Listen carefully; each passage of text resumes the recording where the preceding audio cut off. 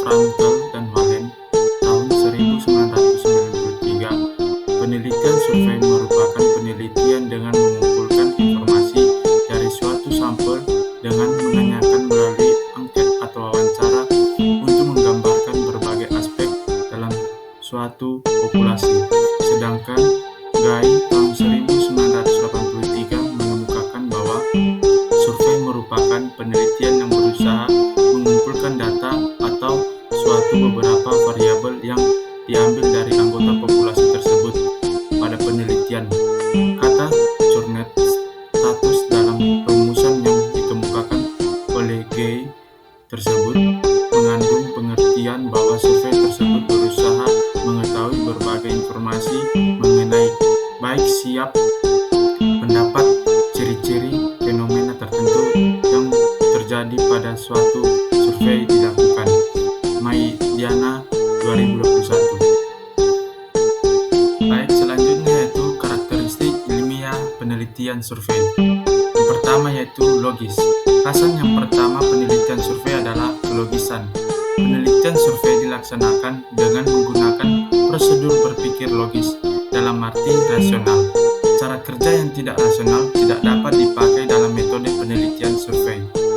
Unsur-unsur kelogisan yang dimaksud dalam kekhasan yang pertama ini benar-benar mirip dengan kelogisan dalam paradigma positifisme. Yang kedua yaitu deterministik.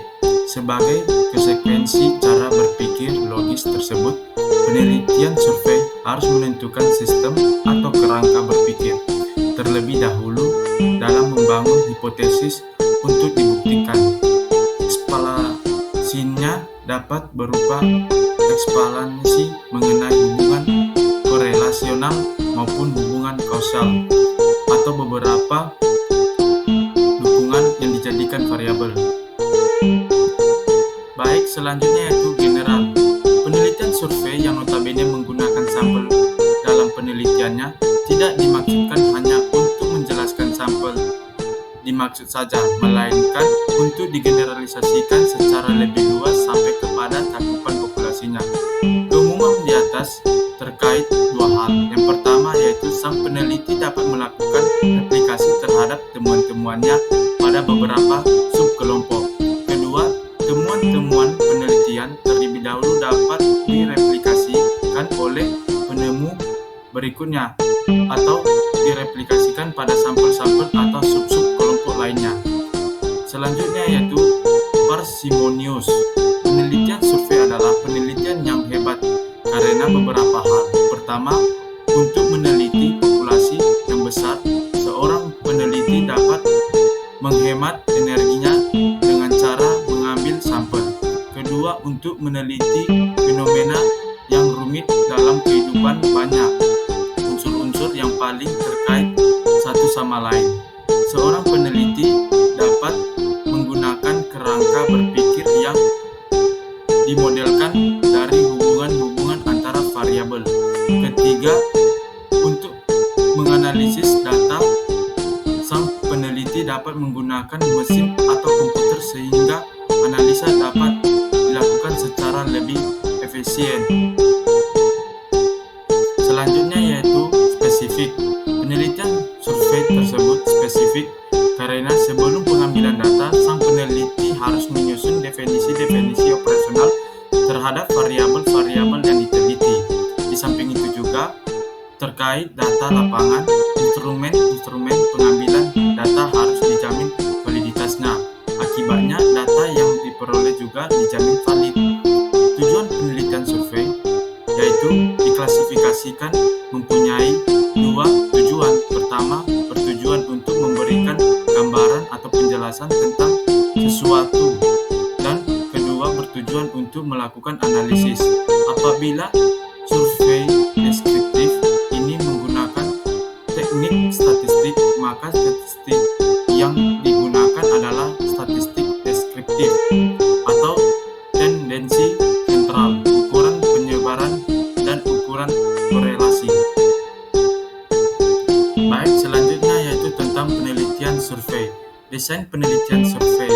Desain penelitian merupakan konseptualisasi atas sebuah sebuah fenomena atau gejala sosial yang akan diturunkan menjadi variabel-variabel penelitian sampai ke tingkat indikator.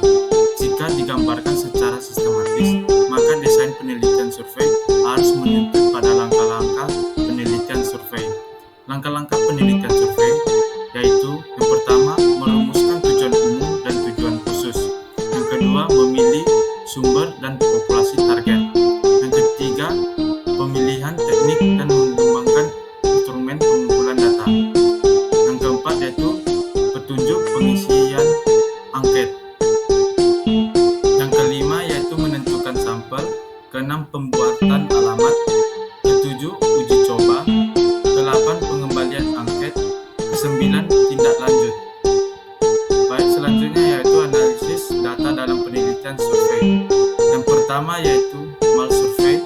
Kedua, wawancara pribadi. Ketiga, internet interference. Dan keempat, focus group discussion. Baik, selanjutnya yaitu tentang deskriptif. Penelitian deskriptif adalah penelitian yang menjelaskan data dan karakteristik populasi atau fenomena yang diteliti. Umumnya penelitian deskriptif menjawab pertanyaan siapa saja, kapan, di mana, dan bagaimana. Menjelaskan sebab, tidak dapat menjelaskan hubungan sebab akibat. Satu, mempengaruhi variabel yang lain. Penelitian deskriptif juga dapat dilakukan melalui observasi yang disebut penelitian observasi deskriptif. Beberapa langkah yang dilakukan dalam penelitian deskriptif yaitu yang pertama, pilih masalah yang akan diteliti. Dua, merumuskan dan membatasi masalah studi pendahuluan. Tiga, merumuskan hipotesis. Empat, merumuskan dan memilih teknik pengumpulan data. Kelima, tentukan kriteria untuk klasifikasi data. Keenam, tentukan alat pengumpulan data. Ketujuh, pengolahan data. Dan yang kedelapan, menarik kesimpulan. Uji univariat bertujuan untuk mendeskripsikan karakteristik masing-masing variabel secara terpisah. Contoh analisis univariat yang dapat dilakukan meliputi yang pertama yaitu frekuensi dan persentase. Total kasus kematian maternal 23 kasus, penyebab kematian, distribusi, frekuensi berdasarkan kategori seperti pendarahan, infeksi, dan komplikasi lainnya. Uji bivariat digunakan untuk menguji hubungan antara dua variabel, misalnya hubungan antara tingkat pendidikan ibu dan kematian maternal. Selanjutnya yaitu analisis univariat. Analisis univariat jika jumlah variabel yang dianalisis hanya satu macam. Yang dimaksud dengan satu macam di sini bukan hanya satu, tetapi yang dimaksud hanya ada satu jenis variabel atau tidak ada variabel terikat dan variabel bebas.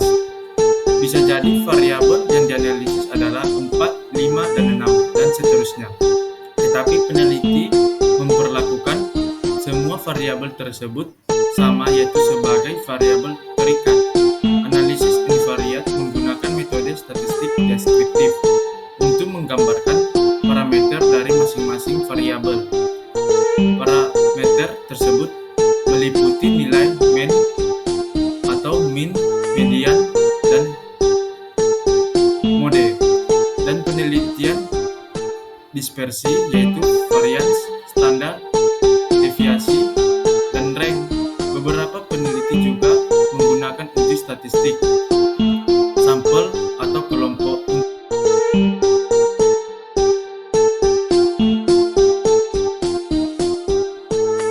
Yang pertama yaitu seorang peneliti ingin mengetahui hubungan antara pola makan sehat dan tingkat kebugaran fisik pada remaja di sebuah sekolah.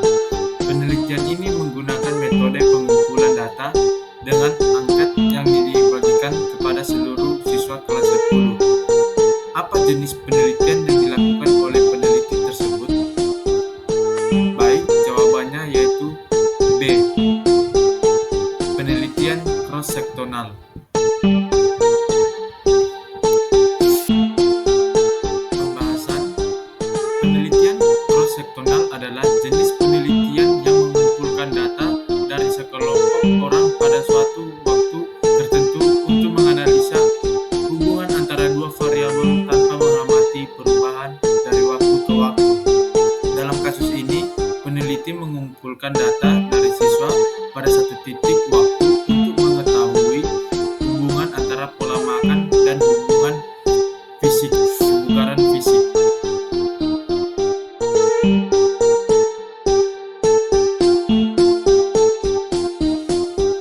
Yang kedua yaitu seorang peneliti ingin mengeksplorasi bagaimana kebiasaan belajar siswa mempengaruhi hasil akademik mereka.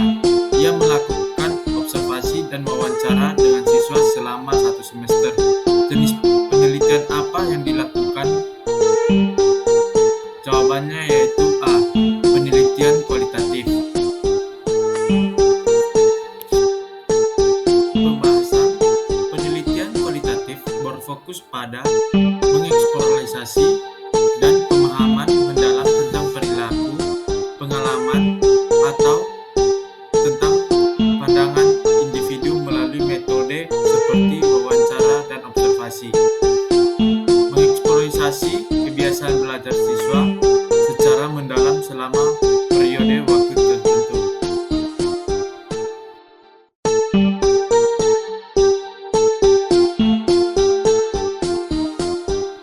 Baik, kasus yang ketiga yaitu dalam sebuah penelitian, seorang peneliti ingin mengetahui prevalensi stres di kalangan mahasiswa di satu universitas pada semester tertentu. Ia membagikan kuesioner kepada seluruh mahasiswa. Dan apa tujuan utama dari penelitian ini? Jawabannya yaitu B. Baik, pembahasan.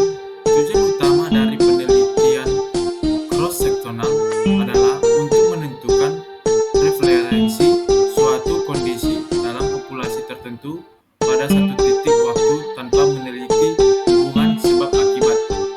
Dalam hal ini, peneliti ingin juga mengetahui beberapa banyak mahasiswa stres pada saat survei dilakukan.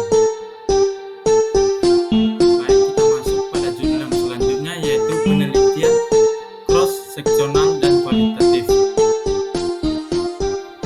Dikutip dari Sudibyo Supardi 2014, cross-seksional adalah suatu penelitian di mana variabel independen, faktor penyebab, faktor resiko, dan variabel dependen, faktor akibat, dan faktor efek dikumpulkan pada saat bersamaan.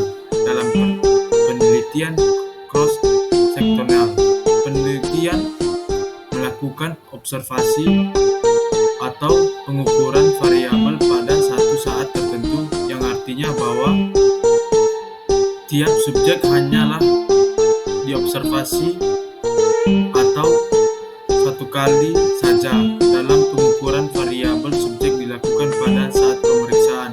Dalam penelitian cross-seksional, peneliti tidak melakukan tindak lanjut terhadap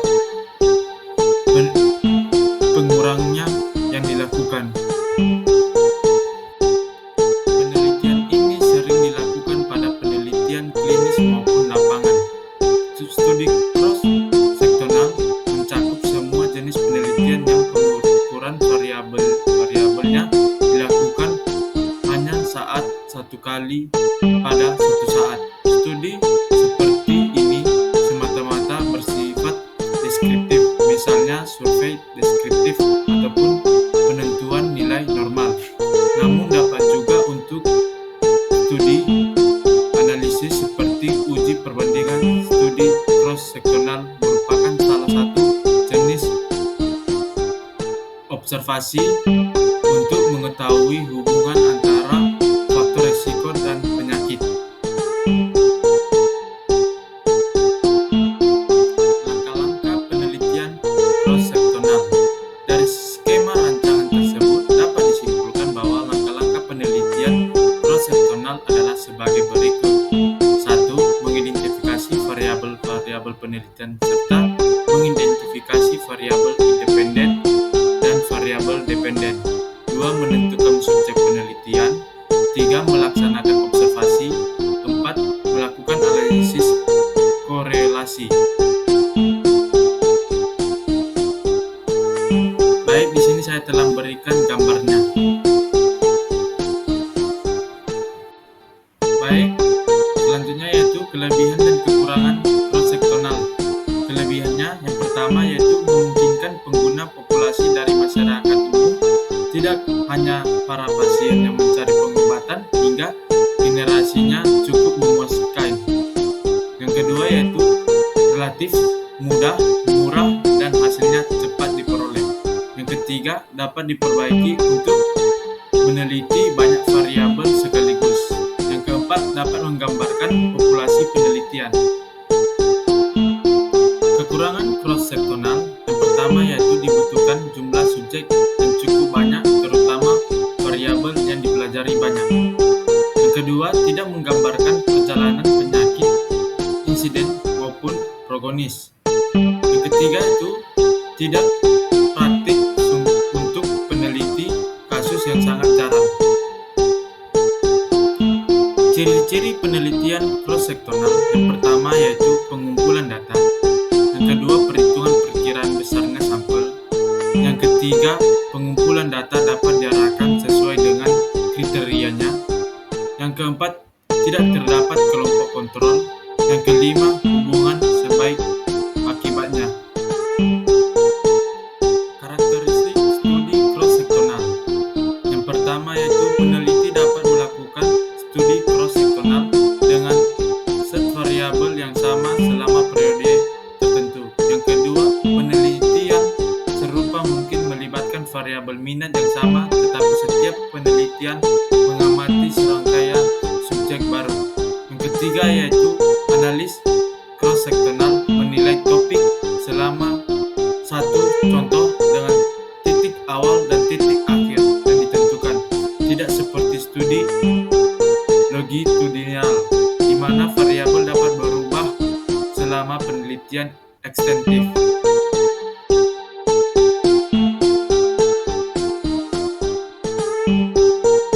Kasus yang pertama yaitu pada suatu hari seorang peneliti ingin mengetahui hubungan faktor psikologi pasien TK dengan pemanfaatan ulang pelayanan rawat inap di Rumah Sakit Islam Jemur Sari, Surabaya. Penelitian melakukan observasi atau pengukuran variabel pada satu center tertentu, yang artinya bahwa tiap subjek hanyalah diobservasi sisa satu kali saja. Untuk pengukuran variabel subjek dilakukan pada saat pemeriksaan. Maka jenis penelitian apakah yang digunakan? Jawabannya A. Cross-seksional. Cross-seksional adalah suatu penelitian di mana variabel dependen atau faktor penyebab, faktor risiko, dan variabel dependen, faktor akibat, faktor efek dikumpulkan pada saat bersamaan. Dalam penelitian cross-seksional, penelitian melakukan observasi atau pengukuran variabel pada suatu. Kasus yang kedua, seorang peneliti ingin memahami pengalaman ibu rumah tangga dalam mengelola stres akibat pekerjaan rumah tangga dan tuntutan keluarga. Peneliti memilih 5 responden melalui teknik purposive sampling dan melakukan wawancara mendalam dengan masing-masing responden. Dalam wawancara, peneliti bertanya tentang faktor-faktor yang menyebabkan stres, cara mereka mengatasinya, serta dampak stres terhadap kehidupan sehari-hari. Data dianalisis menggunakan metode tematik untuk menentukan pola-pola umum dari pengalaman para ibu rumah tangga. Pembahasan. Penelitian ini menggunakan pendekatan kualitatif yang bertujuan untuk memahami pengalaman individu secara mendalam. Wawancara mendalam adalah salah satu metode pengumpulan data utama dalam penelitian kualitatif, di mana peneliti menggali informasi dari perspektif responden tanpa memberikan batasan waktu jawaban mereka. Data dianalisis secara tematik untuk Kasus yang ketiga, Seorang peneliti ingin mengetahui hubungan antara durasi tidur malam dan tingkat stres pada pekerja kantoran di sebuah perusahaan. Penelitian mengumpulkan data dengan menyebarkan kuesioner kepada seluruh karyawan yang bekerja di perusahaan tersebut pada satu waktu tertentu. Kuesioner berisi pertanyaan tentang jumlah jam tidur malam mereka, tingkat stres yang dirasakan atau diukur menggunakan skala Likert, serta beberapa karakteristik demografi seperti usia dan jenis kelamin.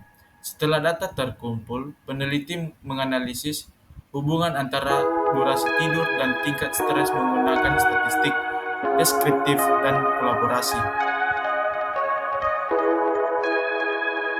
Pembahasan penelitian ini menggunakan desain cross-seksional karena data dikumpulkan dari responden pada satu titik waktu tanpa adanya pengamatan berulang. Penelitian cross-seksional cocok untuk mengevaluasi hubungan antara variabel, misalnya durasi tidur dan tingkat stres. Dalam populasi tertentu, analisis yang dilakukan biasanya melibatkan statistik. Pembahasan penelitian ini menggunakan desain